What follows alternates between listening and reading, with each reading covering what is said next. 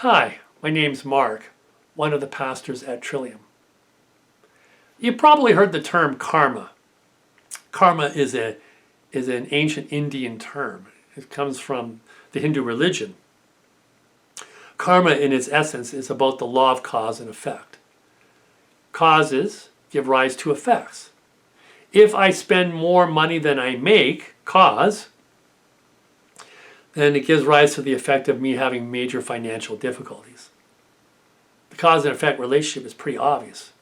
It's something, though, that we shouldn't overlook. It's an incredible human capacity to be able to discern and recognize the cause and effect relationship in life. My dog can't figure that out.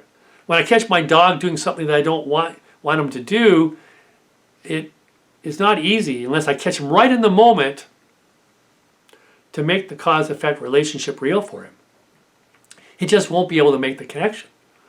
And it means any kind of discipline, unless it's right in the moment, won't work.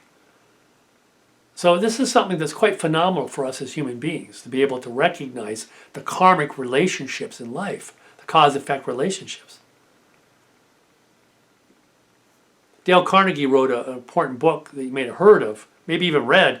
The title is How to Win Friends and Influence People. It's a karmic book, right? It's looking at the relationship, the cause-effect relationships that give rise to how our relationships work with each other. He has a certain set of principles that, if we follow, will give rise to certain effects in our relationships with each other. We'll make more friends, we'll have more influence in their lives. It's a very simple cause and effect dialogue that goes on in the book, but it has huge impacts for us. And there's a host of books like that out there. There's an enormous number of what I would call karmic books that look at the cause and effect relationship in life. In business, in finances, in golf, in marriage, all the places that matter to us. There are certain principles or causes that if we hold to and give expression to, they will have powerful life-improving consequences or effects in our life. So paying attention to this cause-effect relationship is really, really important. But what happens in life when we are dealing with an effect and we don't understand the cause that gave rise to it?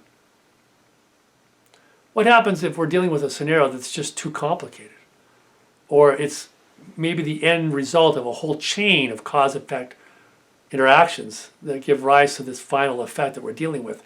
That chain could be indecipherable to us. We wouldn't understand where it came from or how it evolved over time. It's kind of a domino chain that finally reveals itself to us.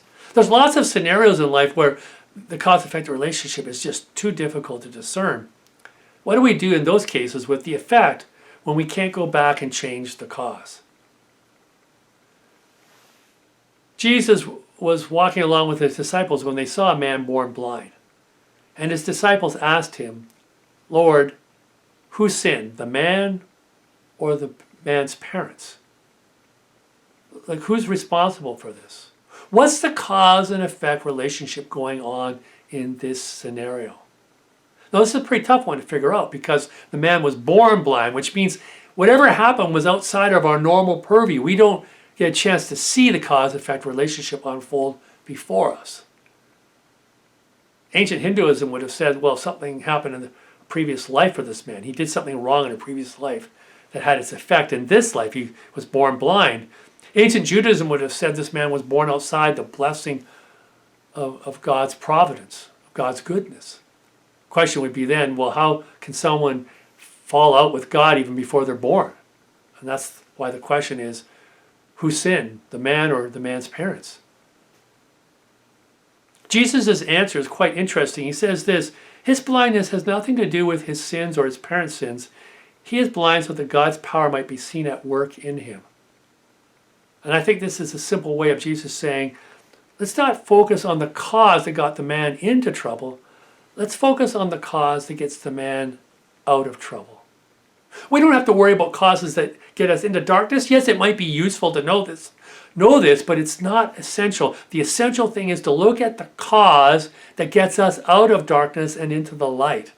That's where we should be putting our attention in life. That's what we should be focusing our hearts and minds on.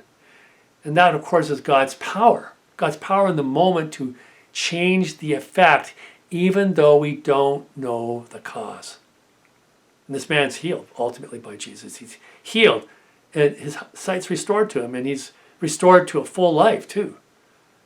Jesus says in this section that he's not going to be around for very long. He's going to go back to God. But interestingly, he leaves us in his place. And now it's our turn to help people focus on the cause that will lead them from darkness to light. It's now our opportunity to help people focus on the cause that will lead them from death to life eternal. To help people focus on the cause that will lead them from dis-ease to healing.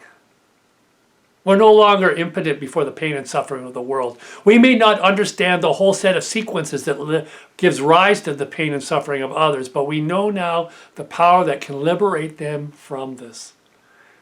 In the karmic understanding of life, in that recognition of the cause-effect relationship that ultimately commands life, we recognize also a power, a cause that transcends all things. And that power is God's love for us. The power of God's love at work in us. And we have been given the commission to bring about God's ultimate cause of love into the world that will lead it to a better place, to a place of peace and joy, or better known as the kingdom of God.